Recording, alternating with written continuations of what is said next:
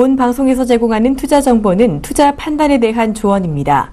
방송에서 제공하는 주식의 가치, 가격 상승 및 가격 하락에 대해서는 방송사에서 보장하지 않습니다.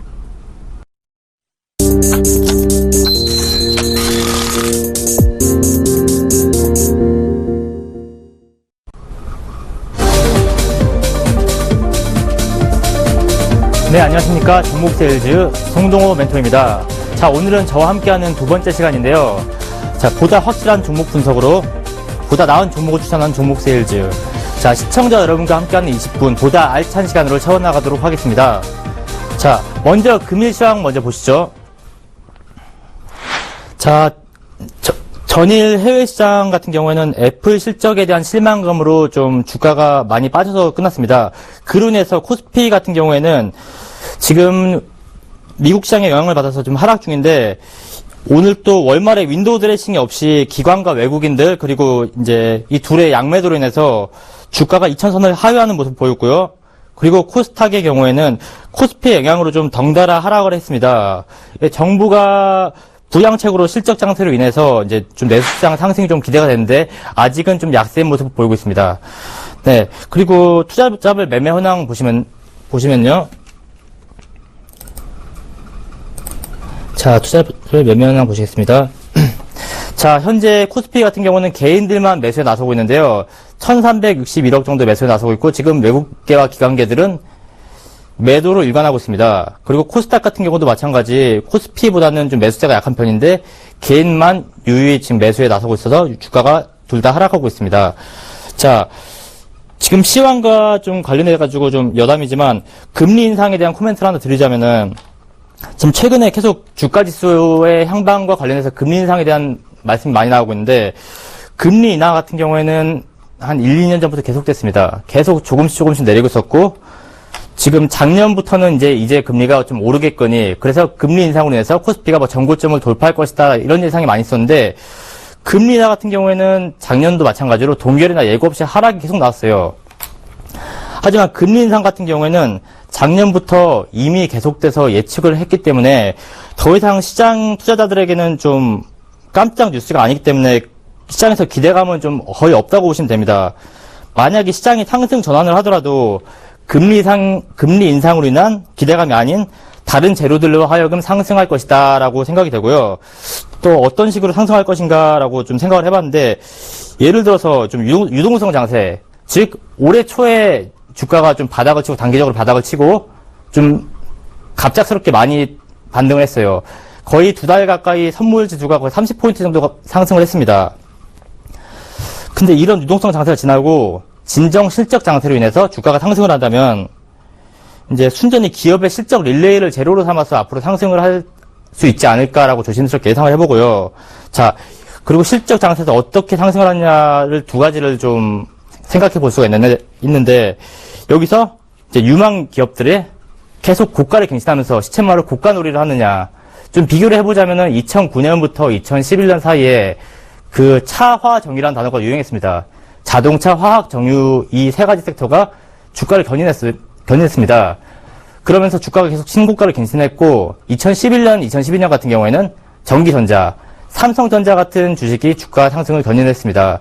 이것처럼 특정 섹터가 주가를 견인하면서 주가가 신고가를 갱신하고 다시 상승으로 돌아서느냐, 혹은 종목별 섹터별로 순환매가 이루어지느냐. 여기서 순환매라 하면 어떤 것이냐면은 주가가 어느 정도로 주가를 견인을 하고 있는데 특정 주식이 오릅니다. 특정 섹터나 특정 주식이 오르는데, 그러다가 어느 섹터가 가격이 더 오르기엔 좀 부담스러운 자리가 됐어요. 그러면 저평가주를 다시 올립니다.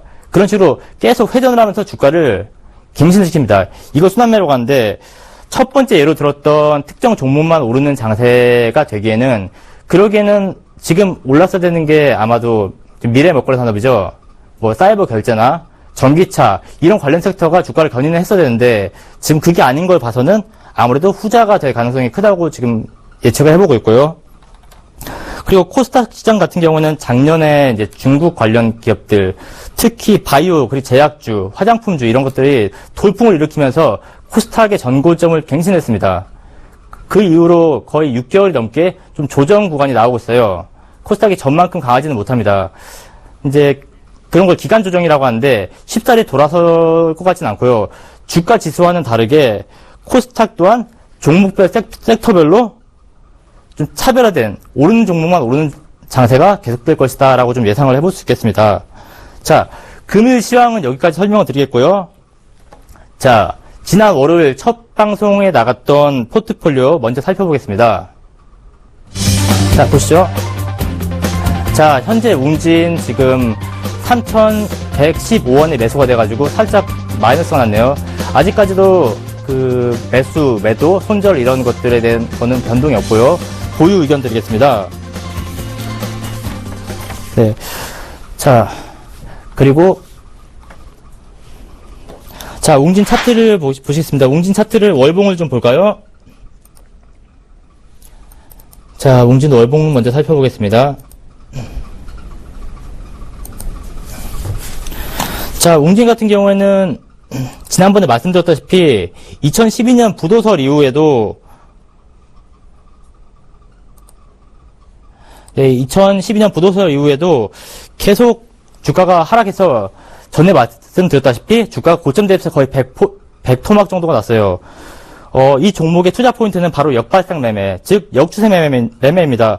자, 웅진의 투자 포인트를 설명을 드렸을 때 지난번에 제가 좀 긴장을 많이 해가지고 좀 많이 놓친 부분이 있는데 세 가지를 말씀드렸습니다. 첫 번째, 악재가 대부분 손을 댔습니다. 자, 2012년 당시 악재였던 부도설 이후로 계속되는 자산 매각과 그리고 내부 구조 조정, 이것들로 이제 인해서 주가가 계속 조정받아가지고 계속 하락을 거듭해서 우하향을 했습니다. 그리고 어느 순간부터 이제 악재의 둔감한 움직임이 보이고요.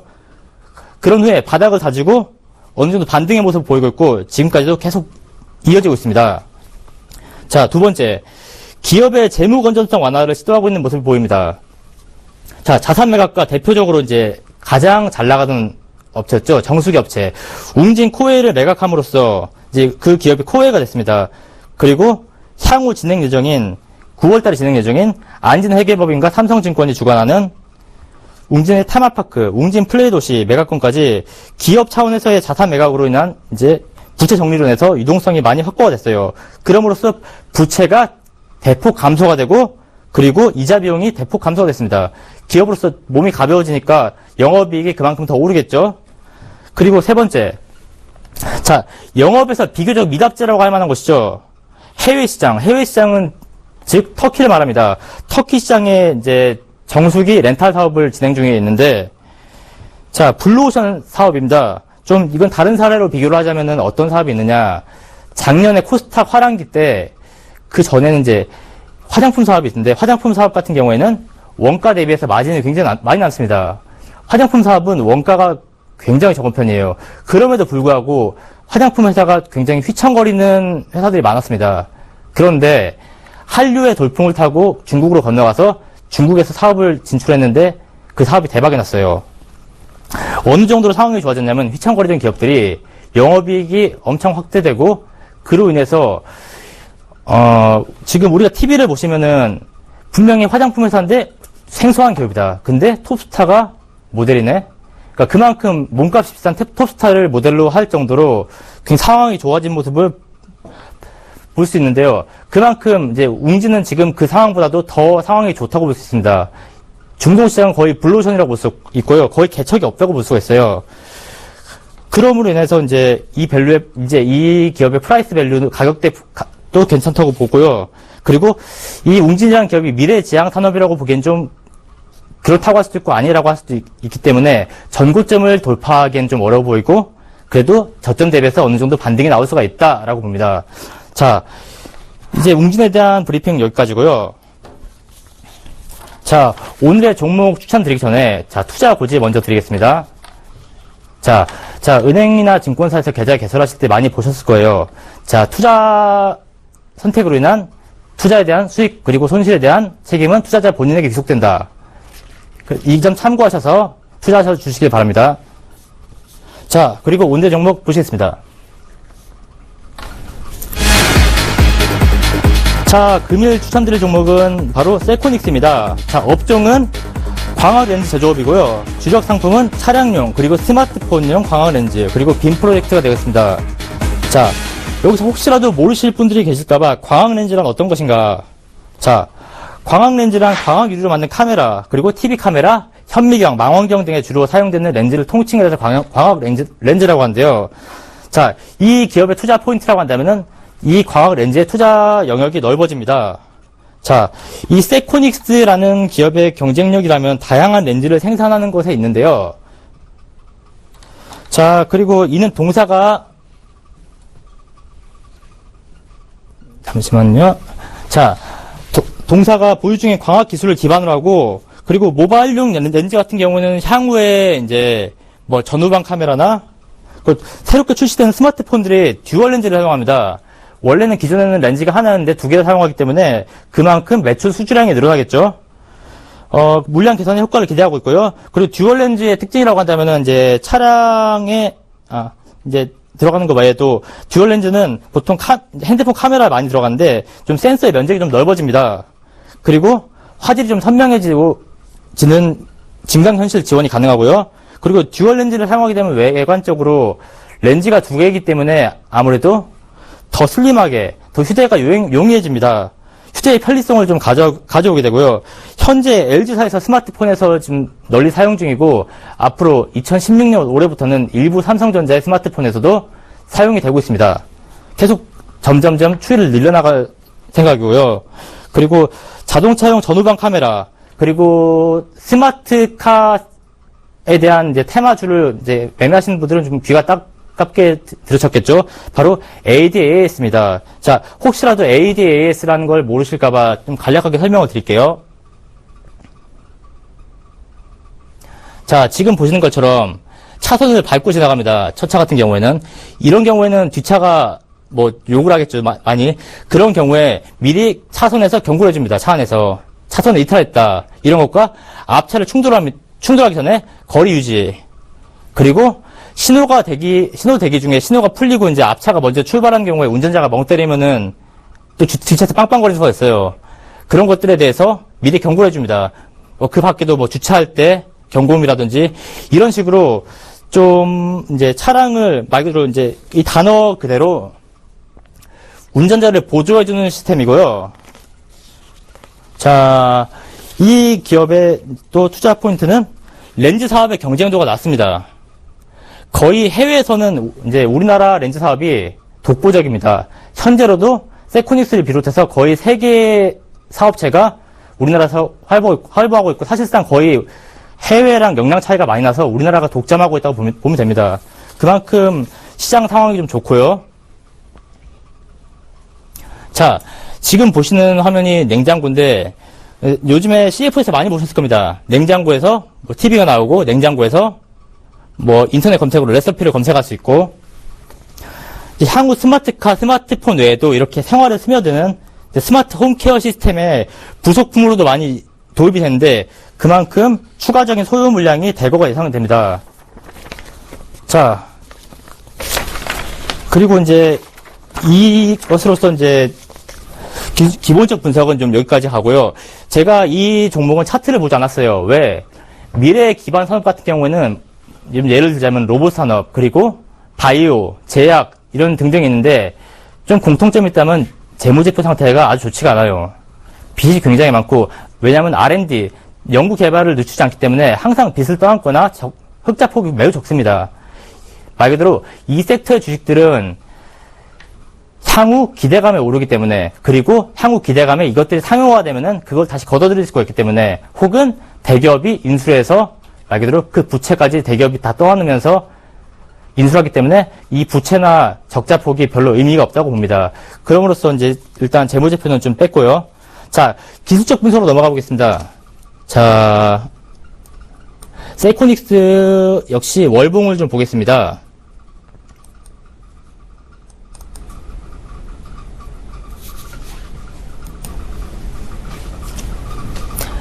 자, 세코닉스 같은 경우에는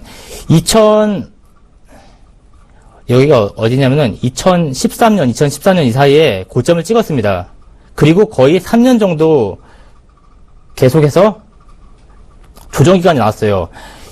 미래 유망주가 3년 정도 조정 기간이라면은 좀 괜찮다고 보는데 너무 길지도 않고 너무 짧지도 않고 그런데도 불구하고 지금 추세 상태가 유지가 되고 있어요. 뭐 추세를 이탈해서 꺾여서 내려갔다든지 이런 건 없고 추세가 계속 유지가 되고 있습니다. 그럼으로써 아직 상방 추세가 유효하고요. 그리고 올해 초에 하락장이 있을 때 바닥을 찍고 잠깐 추세선을 이탈해서 다시 물량을 받아먹고 계속 올라가는 모습 보이고 있습니다. 이럼으로써 아직 추세가 꺾이기 전에는 들어가도 괜찮다라고 생각이 되고요. 저는 개인적으로 이런 좀 달리는 말에 올라타는 걸 좋아하진 않지만 제가 좋아하지 않는다고 주가가 안 오르는 건 아니에요. 그렇기 때문에 좀 냉정한 판단을 해서 이제 종목을 선택을 하게 됐는데, 자, 이 종목을 매매하실 주의점이 있다면은 아무래도 시장의 중심에 있는 테마주의만큼 유동성과 변동성이 매우 뛰어납니다. 그게 곧 양날의 검이 될 수가 있으니까 최대한 이제 매수가를 말 그대로 바닥권과 이격도를 줄여야 됩니다. 최소한으로 줄이고 손절가를 그 이격도로 뚫고 내려가면은 바로 잘라내고 나와야 됩니다. 왜냐하면 크게 물릴 수가 있기 때문에 이런 점 주의해 주시고요. 그리고 지금 이제 매수가, 매도가, 그리고 목표가 알려드리겠습니다. 자, 보시죠. 자, 세코닉스 매수가는 15,400원, 그리고 목표가는 21,000원, 그리고 손절가는 11,100원이 되겠습니다. 14,100원이 되겠습니다. 자, 오늘 제가 매수가를 제시를 해드렸는데, 지금 금일 주가 가격보다는 좀 많이 낮은 상황이에요. 그러니까 한마디로 제가 생각하는 조정 가격까지는 아직 도달하지 않았다는 겁니다. 급락이 나온 상태에서 순간에 찰나에 들어가고 그 다음에 순간적으로 말아 올리는 것부터 시작해서 최대한 차익을 좀 챙기겠다 이런 전술을 구사하겠고요. 네, 목표가 같은 경우에는 21,000원인데 이것 또한 전고점을 돌파할 것이라고 보는데 좀 보수적으로 접근했습니다. 이 박스 안에서 좀 중간만 먹자라고 하는 생각으로 진입을 했습니다. 자, 이렇게 해서 세코닉스에 대한 소개 마쳤고요. 저는 다음 시간에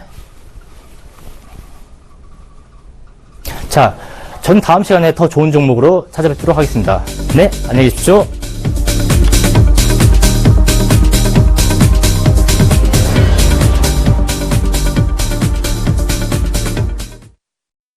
본 방송에서 제공하는 투자 정보는 투자 판단에 대한 조언입니다.